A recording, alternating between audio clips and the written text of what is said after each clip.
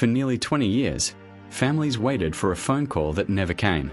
Detectives followed leads that seemed promising, only to watch them disappear. Meanwhile, the man responsible went to work each morning, clocked in, and returned home like anyone else. The most unsettling part of this case isn't only what happened. It's how long it took to prove it. In the early 1980s, the Seattle area felt different. Young women began disappearing. Some were reported missing quickly. Others took longer to be noticed. At first, the cases seemed unrelated. Different neighborhoods, different circumstances. But then discoveries near the Green River connected them. Investigators began to suspect a pattern. The man who would later be identified as Gary Ridgway was, at that time, living an ordinary life. Born in 1949, he worked steadily as a truck painter. Neighbors describe him as quiet. Co-workers describe him as dependable. Nothing about his routine suggested the scale of the investigation unfolding around him. Psychologists later noted traits of rigid thinking and a need for control. But in daily life, those traits did not stand out. He blended into routine, and routine can be powerful camouflage. As more remains were discovered, fear spread quietly. Families searched for answers. Detectives worked extended hours, trying to connect fragments of evidence. A task force formed. Tips poured in. Interviews stretched late into the night. The media gave the unknown suspect a name, the Green River Killer. But behind that label were real families and unanswered questions. The early 1980s did not offer the forensic tools we rely on today.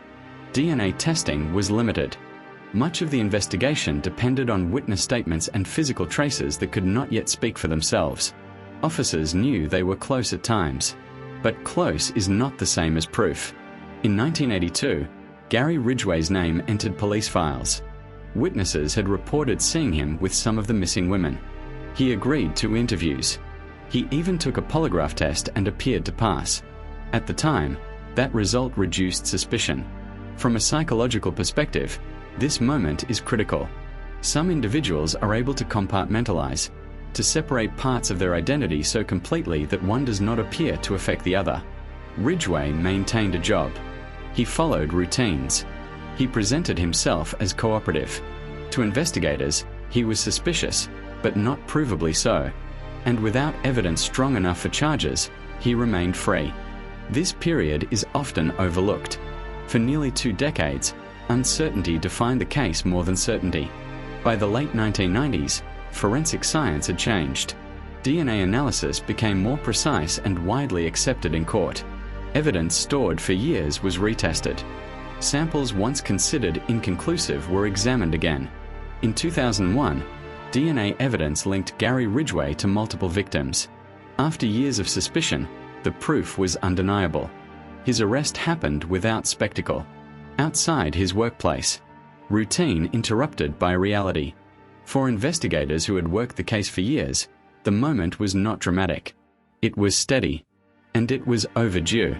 After his arrest, Ridgway confessed to numerous crimes. He entered a plea agreement to avoid the death penalty in exchange for cooperation. For prosecutors, the decision was strategic.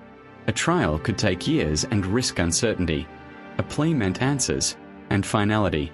Psychologists who later studied the case described patterns of control and emotional detachment in his statements.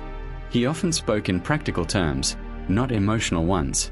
One lesser discussed aspect of the case is his adaptability. When attention increased in certain areas, patterns shifted. When investigative techniques changed, behavior adjusted. This ability to adapt prolonged the investigation. The plea agreement brought closure to many families, but it also left questions about how someone could remain undetected for so long. The Green River investigation reshaped procedures in Washington state. Evidence preservation standards improved. DNA databases expanded. Cold cases received renewed attention. Interagency communication became more structured. There was also a broader social impact. Advocates pushed for more consistent reporting and investigation of missing persons from vulnerable communities. The case exposed weaknesses and forced systems to evolve. Its legacy is not defined only by numbers. It is defined by the institutional changes that followed. The Green River case is unsettling for a simple reason. There was no dramatic disguise, no cinematic persona. Gary Ridgway appeared ordinary, and for years, that appearance was enough. This story is not about spectacle. It is about patience, from families, from investigators, and from science. Eventually, evidence spoke clearly, and a case defined by uncertainty finally reached certainty.